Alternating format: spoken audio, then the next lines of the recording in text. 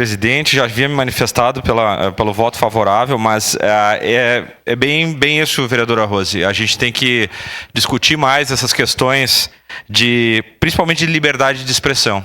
As redes sociais, né, trouxeram um cenário diferente para a nossa sociedade, onde atrás de um telefone ou atrás de um computador, pessoas escrevem o que querem. Colocam imagem das mais diversas, debochando, fazendo chacota, ironizando, cometendo verdadeiros crimes às vezes, né? E não penso, às vezes, inclusive nos meios de comunicação, atrás, vamos dizer assim, do condão da liberdade de expressão, fazem verdadeiros crimes, vamos dizer assim, contra a dignidade humana.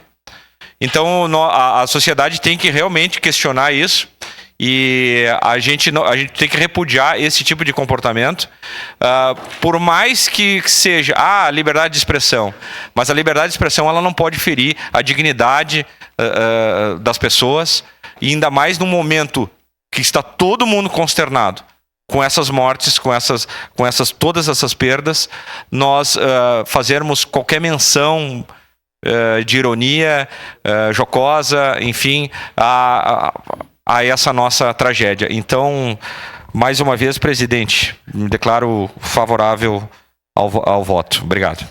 Obrigado, vereador Lucas.